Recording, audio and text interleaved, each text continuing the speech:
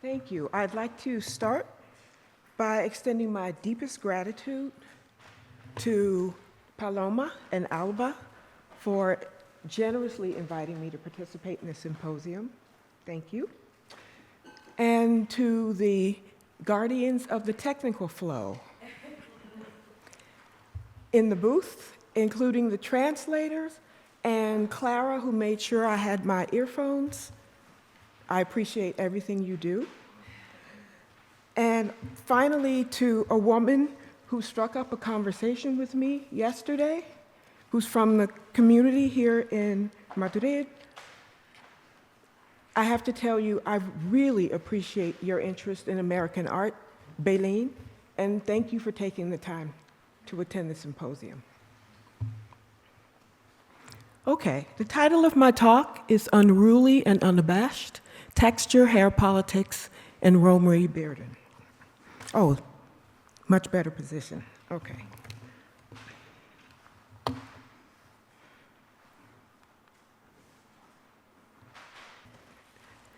In Sunday After Sermon, Romery Bearden is a hairstylist.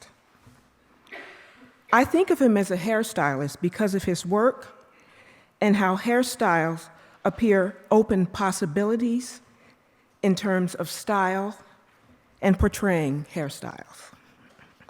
We're not used to thinking of him as a hairstylist, nor is he being discussed as one in the literature. But after looking at this collage and his body of work, it's clear that he was keenly attuned to hair. It was a recurring concern, and it was a broad concern in the US in the 1960s. Surrounded by rows of deep orange red rectangular brick-like patterns, striped and asymmetrical cuttings featuring bright saturated colors, a Black female figure's thick, dense, tight curled hairstyle framed by a goldish halo-like casing commands visual attention. And that would be here. Her similar scale in close proximity to another female figure invites a comparison to a second coiffure, consisting of chin-length hair topped by a close-fitting pillbox-style hat. The hat's ornamentation, perhaps a feather pointing towards the heavens, underscores the religious valences of the collage title. In this street scene, and numerous other works by Bearden, hair is positioned as a mode of spatiality, a way of being in the world. Combining disparate pieces, the mainstay of collage, has been a productive framing device for scholars pointing out Bearden's employment of the medium for rendering a broad range of Black identities generally, and often representing numerous ones simultaneously in a single figure.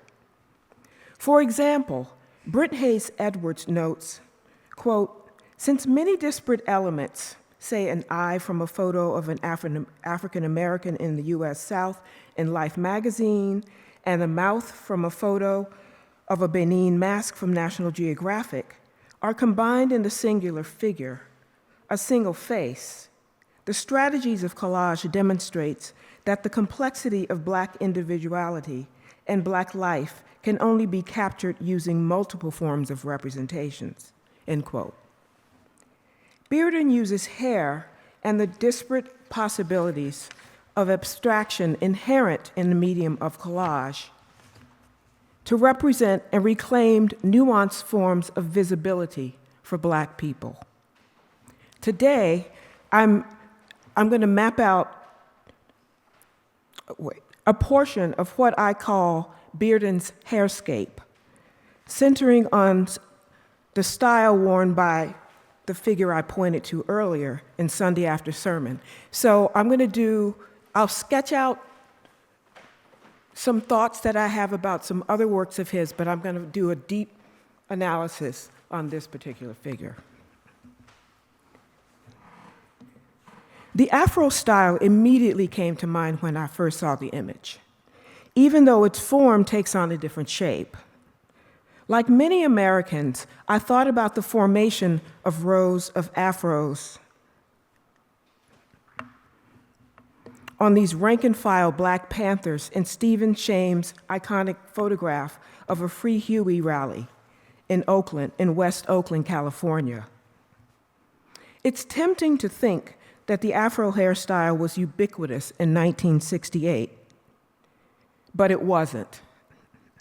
The Afro, also called the natural, was a hairstyle that was in many ways unnatural because it was achieved only in part by allowing tightly coiled hair to grow in an unaltered state.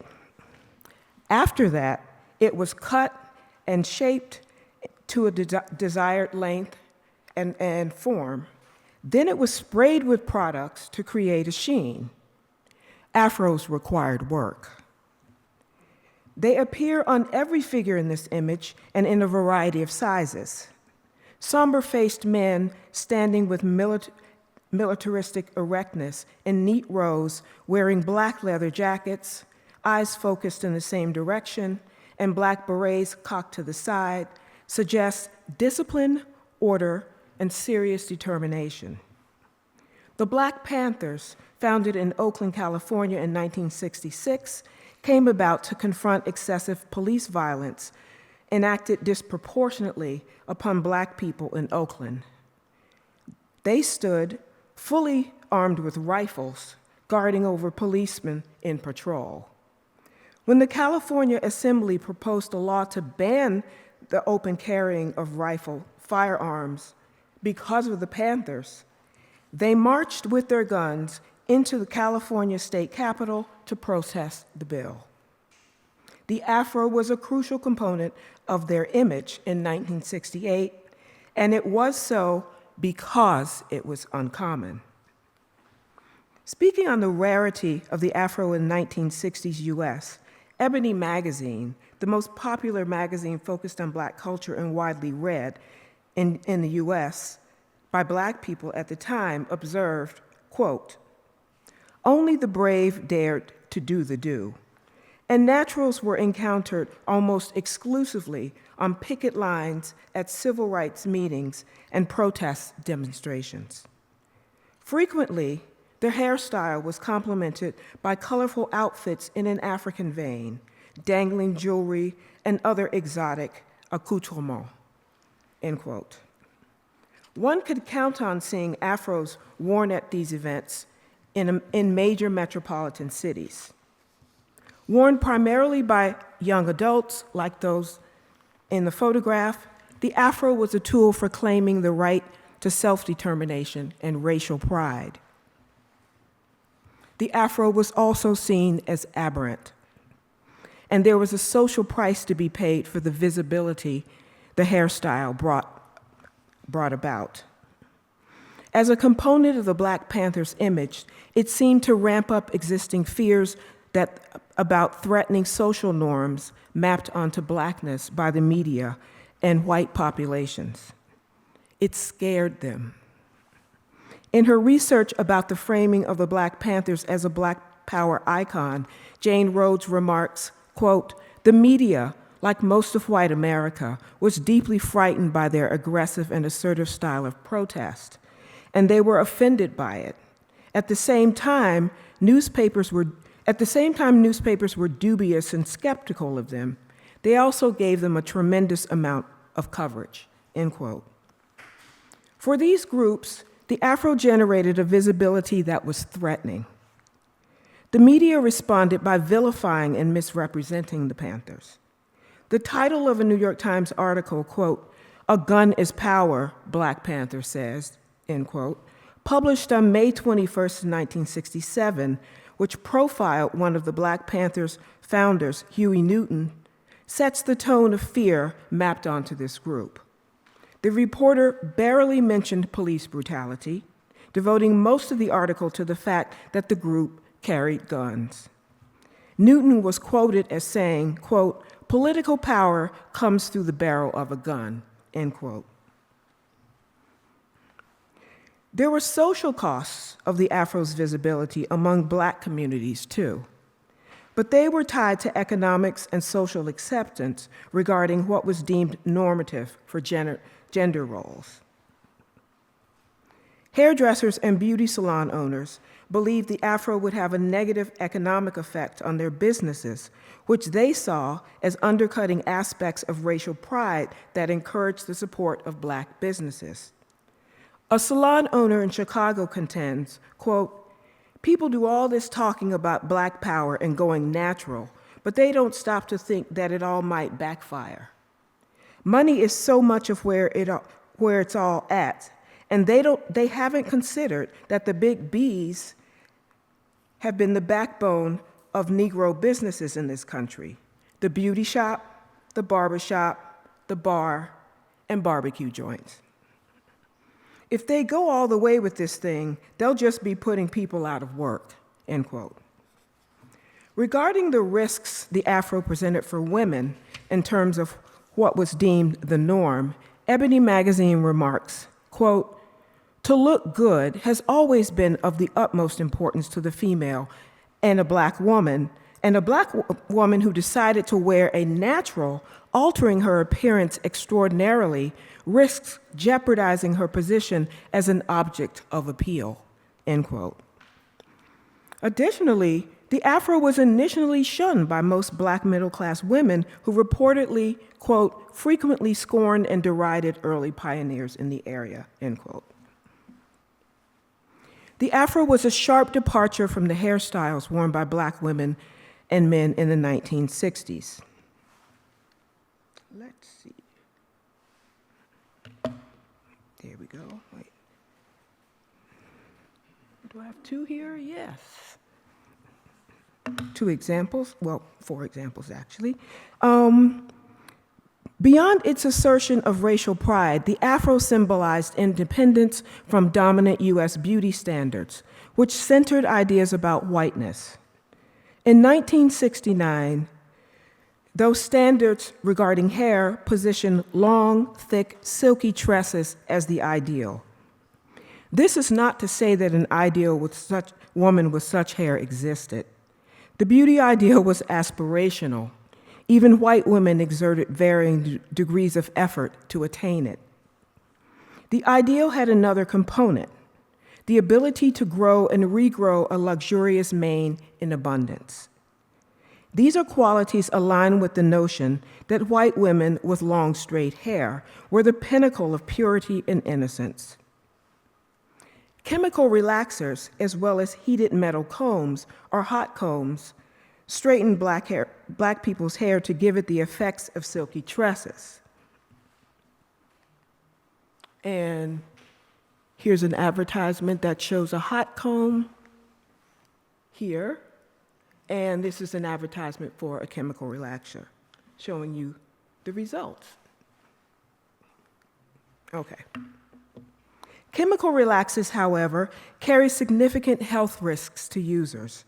A 25-year study of frequent and long-term use of lye-based hair straightening products used by Black women, conducted by Boston University's Black Women's Health Study, determined they increased the risk of breast cancer in Black women.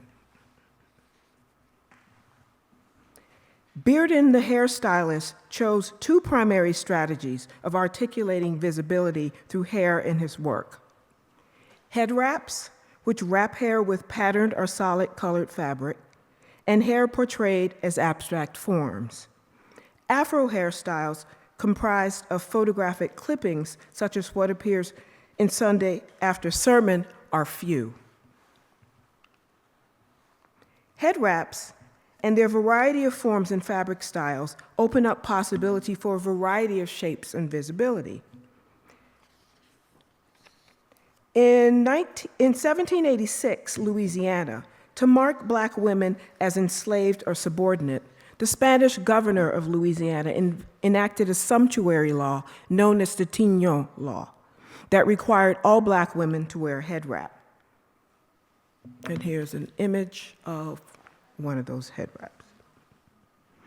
Despite his intention to prevent free women of color from accessing the status and patriarchal protections extended to married white women, and instead generate a visibility that denigrated them, the women transformed the head wrap into a symbol of distinction of their race, their status, and their gender. They did so by creating elaborate styles wrapping their hair, subverting negative implications, and underscoring the possibilities of the head wrap. The head wrap in the 1965 collage Farm Couple, comprised of photographic clippings of striped copper-colored cloth, calls attention to the woman's status as a laborer in a rural setting. Both ears, curvilineal slivers of near both ears, on either side of her head, there are these slivers of flat black paper that allude to a dark mass of hair underneath her kerchief. Additionally, this brings visibility to the demands of farm labor's extended hours that diminish or eliminate the leisure time required for hairstyling.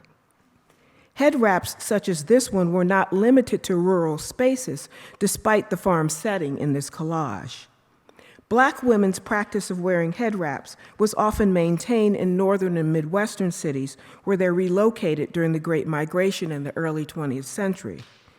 In these settings, where it was a striking departure from Black people's social norms, this head wrap opened the way for a mode of visibility with a derogatory valence in terms of the image of the North as progressive and the perception of the South as backwards. Bearden complicates this view by presenting the figures with a sense of nobility in his foregrounding of socially accepted values like cleanliness, order, and the mother, father, child family unit. In Milhand's Lunch Bucket from 1978, Bearden brings more nuance to the perception of head wraps in the North.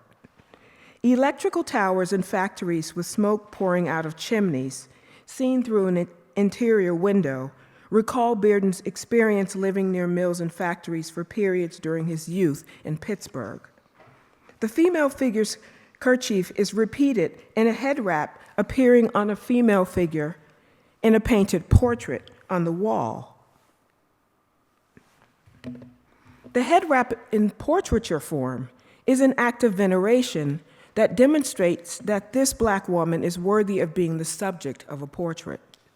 It also suggests a middle-class social value system where portraits signaled an ability to afford to be made. In a format more commonly employed to display the prominence and wealth of the ruling class, this head wrap takes on an aspirational quality.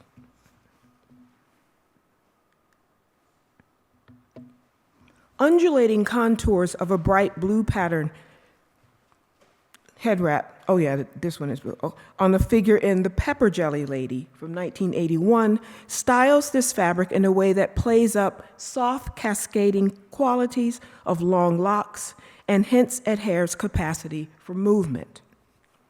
Abstract architectural elements like a pointed roof and low walls, combined with the appearance of a chicken at her feet, situate this figure in an ambiguous space that's neither farm nor urban city. As a pepper jelly lady, her labor is tied to cooking, a relatively more domestic kind of work than the toil of a farmhand. Catering to hair's movement and perhaps leisure time granted by this type of domestic work, her hairstyle exudes vitality and exuberance. I also was thinking in terms of, pepper jelly, it could also reference something about she might be associated with commerce if she happens to be a merchant of the pepper jelly lady, which might also afford leisure time. In La Primavera, 1967, Bearden styles hair as aesthetically commanding visual tensions. Cropped bangs and head wraps replace the golden flowing mane in the collage's late 15th century namesake. On the far side, La Primavera by Botticelli. The capacity of movement suggested by springing, bouncing curls in Botticelli's painting were a sign of life. Bearden's hairstyles move in a different directions, provoking questions about order and coherency. The hair forms of both figures are familiar. Each figures an abstracted cap-like shape, although the long curvilinear forms extend the style worn by the figure on the left. Tensions are generated by the juxtaposition between the familiar contours and the fabric's surface patterns. On the left, this effect is compounded by a contentious figure-ground relationship between the pattern itself. The pattern interplay pits blurred, blotchy, indecipherable patches of black positioned erratically with solid tan colored swaths. Both colors fight for visual dominance. Flecks of tan peeking through chips and worn spots of the black smudges increase the rivalry's intensity. On the right, mechanical gears are simplified by abstraction into sharp-edged forms, but their seemingly random sizes and placement on a cream ground disrupts expectations of symmetry and order. Photographic cuttings of sandy brown hair arranged in wisps peeking from the head wrap register as bangs and attest to the presence of golden-ish hair underneath. The clarity of form in this head wrap stands in contrast to the arrangement of the forms on the fabric, as well as the illegible elements on the other head wrap, ultimately adding to the overall tension in the composition. Here, hairstyles have the potential to be disruptive and provocative. Calling attention to hair's sculptural qualities, some collages featured abstracted forms in primarily solid colors to depict hair.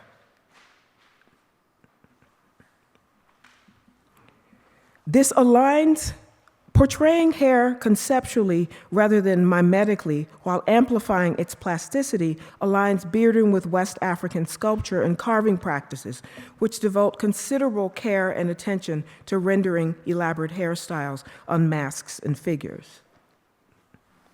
Hair's sculptural quality is visually enhanced by a style comprised of relatively symmetric nodules on each side of a large centrally placed knot, shaped in flat black colored paper framing the figure's face as she cradles her infant child. The hair's round globular quality links the mother with the child, seen in the round curves of snippets defining the head, limbs, and tiny fisted hand. Hair in this image can be seen in terms of balance and clarity of form. Sculptural aspects and symmetry mark the hairstyle with decorative calmness. In other works, like The Prevalence of Ritual, Conjure Woman, Bearden styles plasticity in the service of spirituality. His Prevalence of Ritual series focused on portrayals of figures known in the U.S. as conjure women. The conjure woman fits into a long-standing tradition of African-American religio-pharmacological practices known as conjuring and root working. They draw methods from the indigenous and cultural beliefs of a variety of African, Native American, and Western European cultures. Indeed, rather than lift entire religious practices wholesale, African Americans, exposed to cultures that diverged from their African customs, combined elements of diverse healing approaches with what they knew in myriad and original ways. Historian of conjure practice Yvonne Chirault contends, quote, "They created something new, sometimes clandestine traditions that served their collective needs. Although they transformed the older religions, Africans maintained their ancient spiritual moorings while in America," end quote. Practitioners' abilities and claims to manage and direct spiritual power earned them privileged positions as respected and sometimes feared individuals in their social groups. During the antebellum period, according to John Blasingame, Blassingame, quote, "The conjurer had more control over the slaves than the master did," end quote. Conjure practitioners, like numerous sub-Saharan African healers, believe hair to be inherently powerful. The power of hair as an extension of a person is evidenced in its use as a surrogate for someone who has died. In examining the use of hair in Congo healing and protection practices, Christine Kramer remarks, quote, "Hair in the hands of an enemy could be incorporated into a dangerous charm or medicine that would injure the owner," end quote. A keen sense of mystery and foreboding emanates from the distinct and swollen, irregular-shaped forms abutting each side of Bearden's conjure woman's fragmented visage. Her off-kilter supernatural effect is foregrounded by her hair's unusual forms and asymmetrical quality. The left one is longer, with a thick bulging quality compared to the relatively even, steady roundness of the right one. At first glance, her hair seems to be constructed of uniformly brown cuttings. However, upon closer inspection, flecks and flashes of pale yellow tones crack through the darkness. Darkness, in this case, reveals and obscures. In some areas, it appears as though the dark brown color is rubbed away, hinting at a different color. What it reveals is ambiguous. Conjure practitioners were not always well received by the communities in which they worked.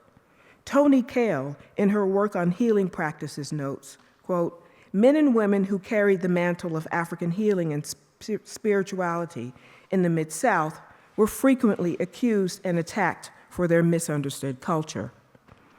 The same healers and spiritual workers feared by outsiders were embraced and revered by families who survived because of their presence," end quote. Let's look at what makes hair a form of visibility in Sunday after sermon.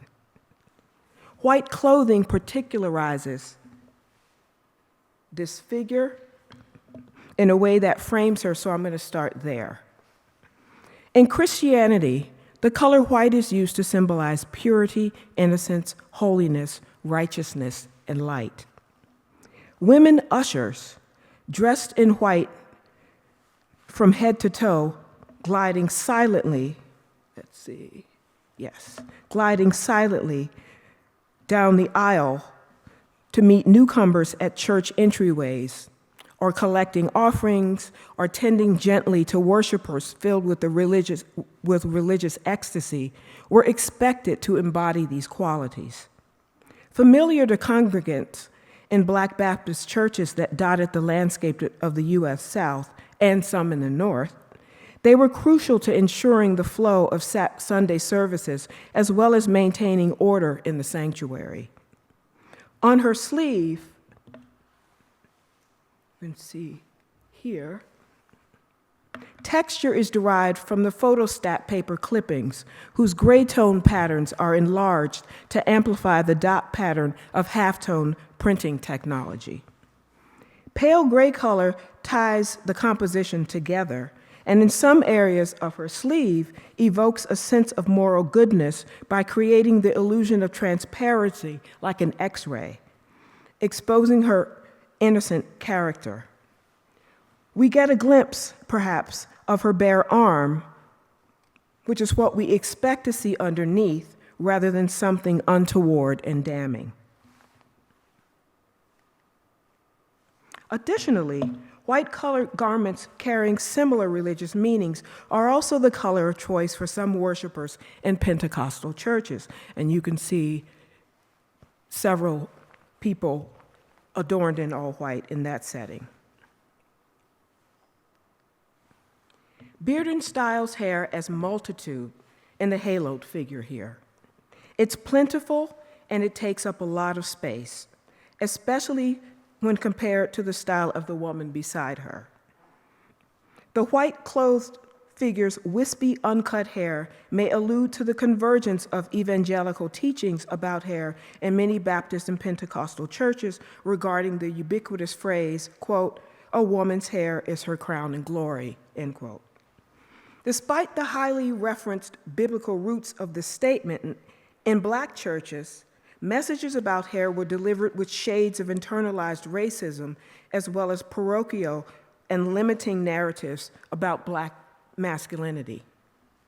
Speaking regarding his mandate about female head covering during worship, the Apostle Paul states in Corinthians, 1st chapter, 11th verse, quote, "But if a woman have long hair, it is a glory for her, and her hair is given her for covering," end quote.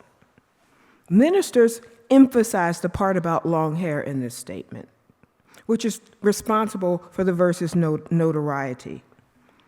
And it evokes the long, flowing, silky hair of the dominant culture's beauty standards rooted in whiteness, as well as representations of Jesus in early Christian and Renaissance painting, a visual style carried forward into religious imagery in Bibles, stained glass windows, and other formats in religious landscapes. How does a congregant think about long hair without visualizing the glorious tresses worn by Jesus that appear on the ever-present fan in their hand? Without critical intervention, such as positioning the Corinthians verse in conversation with a lesser-known verse in the Song of Solomon, chapter 5, verse 11, that speaks directly to the hair texture in a way that resonates with the hair and beard's figure, and the verse goes this way, quote, "His head is as the most fine gold. His locks are bushy and black as a raven," end quote.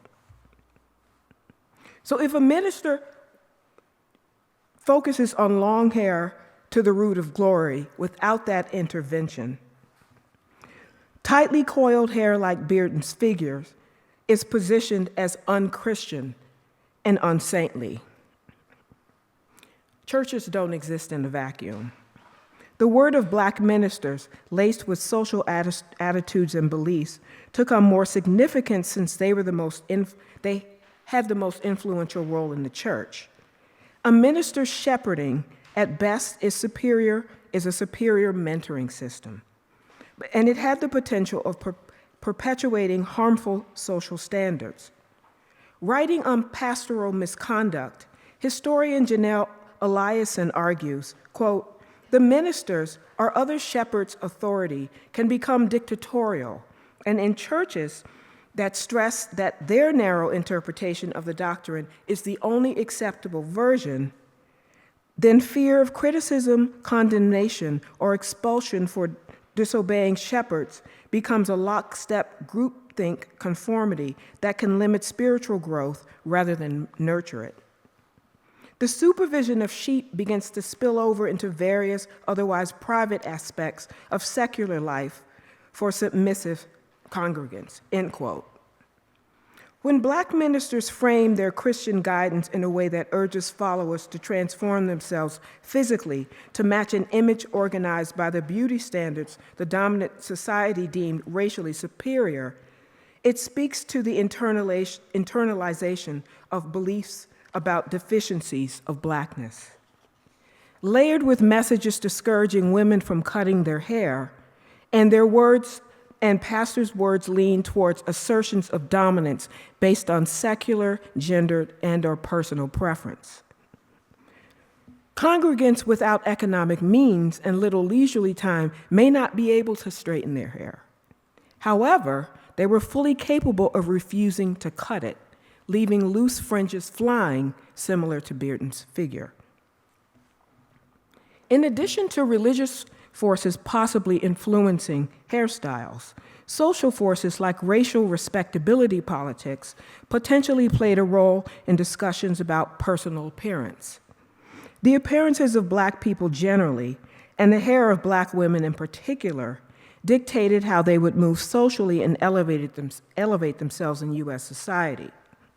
Consequently, Black people were highly self-conscious about their appearance in relation to the white gaze.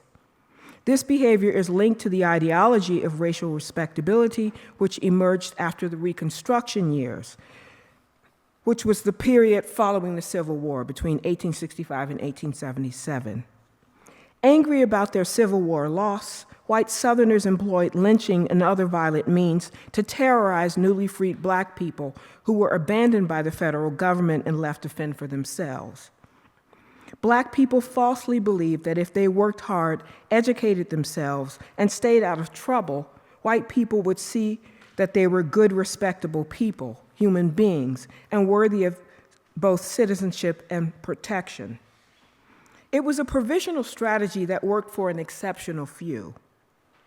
However, taken as an ideology, respectability politics demanded that every individual in the Black community assume responsible for behavioral self-regulation and self-improvement. Those who failed to behave in ways that deviated from the designated norms are policed by their own community, oftentimes more harshly than the chastisement would have been from the dominant culture.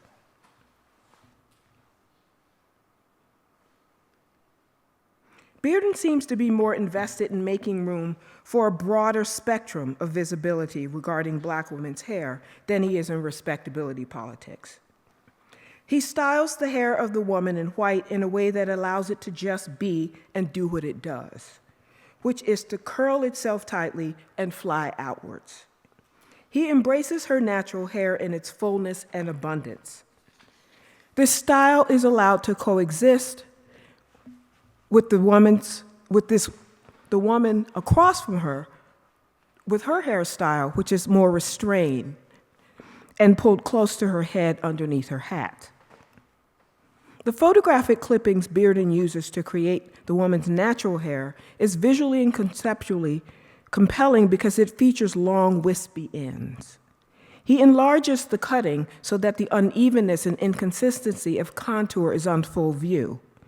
This aspect is clearly a part of his source material, and that makes it all the more compelling since it's drawn from a popular culture magazine.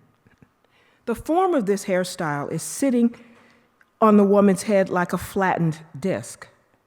These two characteristics that Bearden puts forth run counter to the ways afros and naturals were seen on the Black Panthers or those that appeared in popular sources in '69. Ebony, in particular, prioritized beauty in special sections that's going to talk about hair. For instance, okay, this is the January 1969 issue of Ebony magazine. This photographic image plays up fashion style and beauty ideals. The female figure seems to float in the air in a seated position, fully facing the viewer. She wears a luxuriously thick brocade white vest and trousers. The photographer reflects light on her golden shirt, creating an effect of sheen and luxuriousness that's replicated in the shine of her bold, ornate necklace and earrings. The effect of the white and gold colors, along with the jewelry, is regal and opulent. Her hair is styled as the ideal, glamorous afro. Immaculate and immobile, it is perfectly spherical and halo-like. Texture was an important value in the ideal afro of the 60s and 70s, as attested to the photographer's use of spotlighting to render it visible. In doing so, they create the illusion of shine on her hair. Shine, or the effect of light's luminous character, is part of a practice of visibility, being seen, and making Blackness representable, according to art historian Krista Thompson. She contends, quote, "The incessant focus on claiming visibility that is manifest in Black popular culture practices capture a more long-standing emphasis on visibility as a mode of social and political representation. Shine is one of those strategies," end quote.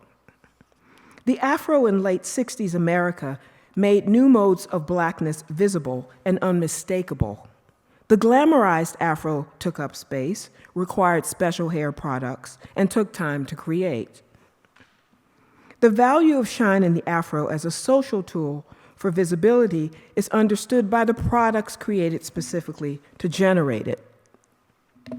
And I found this on, 2 pages into that Ebony magazine, I saw this ad. So, and it's an advertisement for Afro Sheen products. Maybe they were used on the cover model. The spray is applied to the hair to reflect light while bringing out the appearance of the hair's tightly coiled texture. Additionally, the magazine's glossy paper enhances shine's effect. Glossy surfaces are a part of a system of Hollywood glamour portrait photography, typically seen on the headshot of actors as a way of adding an ethereal, otherworldly effect to their appearance. Bearden's clipping of the female's afro-textured hair in Sunday After Sermon also includes a deep gold yellow color as its shallow background. Well, goldish. The color plays up a halo effect. Bearden would have been familiar with halos in his studies of Renaissance paintings at the Sorbonne. In 1969, Bearden wasn't the only African-American artist likening the afro to the halo. Painter Barclay Hendricks took the spherical afro as halo as his subject matter in Lawdy Mama, from same year, as you can see. The painting's arched top amplifies its halo-like qualities by doubling the roundness of the figure's hair contour in a gold leaf setting. While this image bears similarities to paintings of saints and popular representations of glamorized afros, Bearden's depiction of afro-textured hair on the figure departs from these depictions. Let's see. This is the kind of afro that one pulls together after completing a mile-long to-do list, followed by too little sleep, and now it's time to get up, grab your keys, and go to church. This is the everyday Black woman's afro, reserved for home or trusted community. This hair is not performing glamour. I'll review the elaborate, I referred to this earlier, but I'm going to review that elaborate ritual of caring for an afro. You grow it out to the length you're looking for. You spray the hair with Afro Sheen or some product to enhance the appearance of the texture and to create the shine effect. Once that's done, the final and particularly significant part of the ritual was patting the hair with the hands into the perfectly spherical shape. This act eliminated the stray hairs that might stick out and disrupt the perfect round halo-like sphere. Looking at Bearden's figure also reminded me of the hairstyle Michelle Obama wore as her husband Barack transferred his presidential power to his successor, seen here. During her 8-year tenure as First Lady, Mrs. Obama was synonymous with impeccable fashion style in her clothing and hair. Her public hair was glossy, thick, long, and flowing at all times, and she experimented a lot with different cuts and styles, as you can see here. Black women paid close attention to her appearance. Brittany Cooper argues that Black women were and are culturally obsessed with it, as we wondered, what style did she wear this time? Is that a new cut? What kind of perm is she using? Is she rocking bangs? Who is her hairstylist, and what are they doing to create that much bounce and body in her hair? The questions posed, Cooper contends, were part of a cultural assessment that Black women, girls, and femme-identifying people do with other Black women, girls, and femme-identifying people. This cultural commentary about her hair was also about visibility. Us seeing her and feeling seen. It meant there were Black women and girls in the White House with hair in all its challenges, woes, and triumphs, just like us. So yes, I was shocked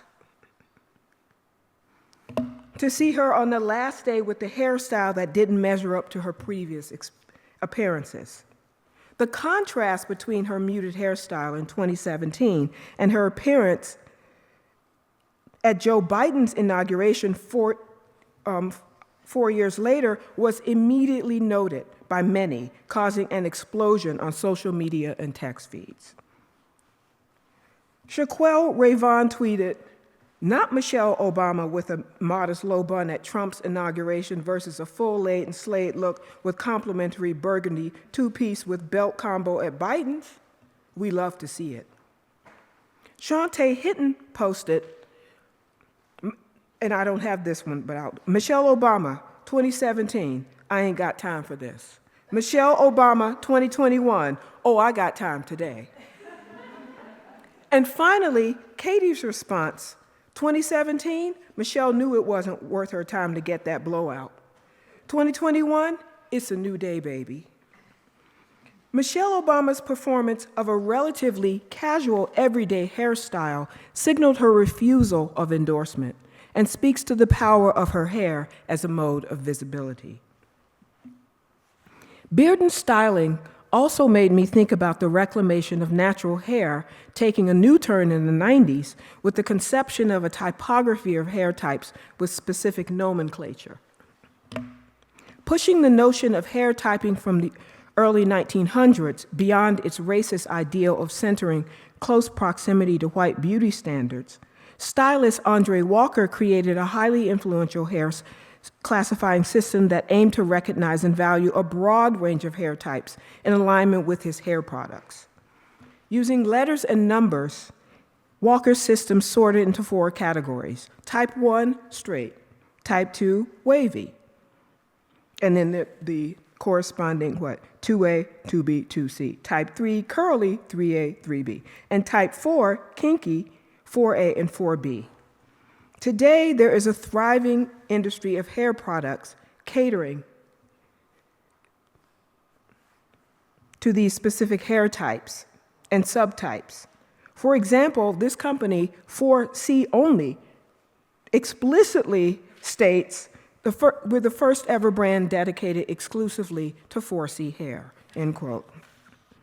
Walker's system has inspired numerous other hair typing systems, like this one, with similar categories. The hair that comprises the hair of the woman in Sunday after sermon would be assigned to the kinky category, in which there are only 2 subtypes. Investigations of the biology of curly hair indicate that there is much diversity among hair deemed kinky. Scientists Gillian Westgate, Rebecca Ginger, and Martin Green found a wide range of variation in the degree of curliness and the direction of the curl in South Africa alone. As such, these hair typing systems, seemingly prioritizing texture and diversity, still erase large swaths of people and render them invisible. Considering the supportive communal setting of Bearden's Afro figure, the parallel to Michelle Obama's 2017 hairstyle is incomplete. And that's because Bearden's figure is not performing refusal, like Michelle was. He reveres this everyday Black woman, venerating and honoring her with a saintly halo and a foregrounded position. He claims her presence in its fullness. Bearden's clinical eye did not shy away from African American struggle or scenes of hardship. Although he is clearly challenging pathologized journalism stereotyped representations of Black Americans, his vision calculates a nuanced range of depictions rather than a simple one-note opposing portrayal. Hair as a visibility strategy is but one of the ways in which Black hair appears in art. Beginning in the 1970s, it began to figure prominently in the work of some African American artists in different ways. This is the work of David Hammonds, who uses hair as an artistic medium and as a conceptual jumping off point to explore the visual language of abstraction. His compositions, as you can see, he's using hair using hairballs, tufts of hair attached to curved wire, and hair as decorative touches. Hair is transformed into a visual language in Lorna Simpson's photography, and more recently, works on felt and paper here. Her 1994 portfolio, Wigs, on the far side there, which features a series of photographic images of disembodied wigs printed on felt and mounted side by side on the wall, evoking systematic studies. More recently, in 2018, hair figures in collages and ink renderings, where it is rendered as abstract, fantastical forms extending from women's heads. Hair is used materially and symbolically in Sonia Clark's work, whose work we're looking at now. Her fiber arts-based practice includes techniques like weaving, stitching, twisting, dyeing, and braiding, which notably are all methods used in styling human hair. Foregrounding hair's biological aspect as a DNA carrier, Clark positions hair as a manifestation of ancestral lineages and histories. In today's moments of turmoil and introspection, as we reevaluate and reassert who matters in the notion of America, visibility strategies are more important than ever. Bearden, certainly by 1969, underscored how hair functioned as a mode of visibility and spatiality. He experienced hair taking up broad spaces in urban landscapes. He knew that, in terms of visibility, on bustling city streets in 1969, hair competed with a myriad of sensory modes like leather and colorful wax print dashikis and fashion styles, and hit songs like Sly and the Family Stone's Everyday People, and the Edwin Hawkins singers' Oh Happy Day, a gospel song that made it into the Billboard charts for 12 weeks and emanated from car radios. Bearden invited us into a vision of America that employed disparate parts as a jumping off point for possibilities and new connections, and to make room for an expansive range of ways to be based in specifics and particularities. Let this be part of the blueprint for defining American art. Thank you.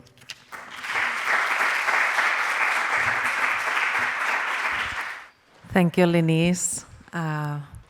This was a remarkable way of taking such an amazing work to the next level. Politics, religion, there was a lot. Perdón, preguntas? Yeah, sí. Thank you. That was great. I love that paper. I had a question about collage as a medium and whether you've thought about the fact that cutting and padding, which are kind of the things you do with hair, are also the things you do with collage. Thank you so much for that question, Maggie. And in the process of writing this paper, I realized that. And I also realized the overlap in terms of some art history methodology and style. So this is going to build into a larger article where I really address that in detail. Yes, because there are other elements of the terminology used in collage that also overlap. So yes, thank you for pointing that out. Thank you so much. That was so smart. Again, I love the deep dive, as Alba was saying. I was really fascinated by your discussion of class, especially near the beginning of your paper, and the moments where you talked about how the Afro or the natural, there was actually tension between classes, and you mentioned Black business owners, but it felt to me like it was also sort of, I don't know if there was also like a generational issue too between people of like not only different classes but different ages. Yes. But I was actually wondering if you could speak a little bit about the class that Bearden was coming out of and how his own experiences may have differed from or mapped onto the types of folks he's representing in these works. Like, where does he sort of fit into this class discussion? Okay, well, he fits economically and socially, he fits into a middle class. He fits into the middle class, but So his skin tone is so fair that he could pass for white. He talks about his mother passing for white oftentimes. And so, but he grew up in North Carolina in a rural area. So even as he has middle class status and some of the things that go with that, in that setting, he is existing alongside people who didn't. And so he is exposed to things, and he also has other relatives within that constellation in the South who don't have his family's particular social position. So it's very complex in that way. So there's a way in which he is, it's as if he was going to think seamlessly along the lines of a middle-class person, it wasn't absolutely possible because of the interventions made by his own family. There in North Carolina, as well as in Pittsburgh. And also when he was in Pittsburgh, and he hung out, he lived in a middle-class area for black people, but he was friends with a boy. I mean, he was a boy himself. He was friends with a boy whose mother was a sex worker in a boarding house. And so he has a whole series of images around sex work at that time.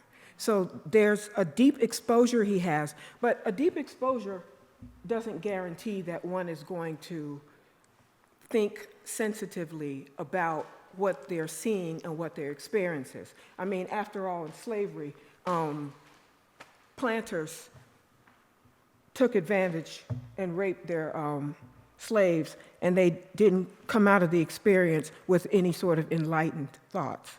So that doesn't guarantee that, but he was open to that, and because he was open to seeing complexities and nuances, which one could chart a path of an openness, but obviously it would be,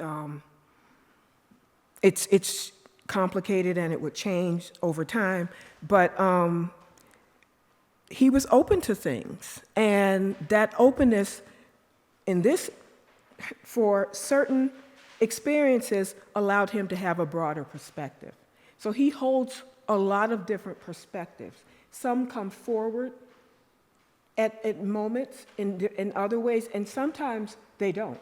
Sometimes there are other images that I could show you where I looked at them and I thought, okay, well, there's a thinking that was happening at the time that he has not considered in terms of his calculation of this particular image. So, yes, I hope that. Thank you so much. Yeah, absolutely. Thank you.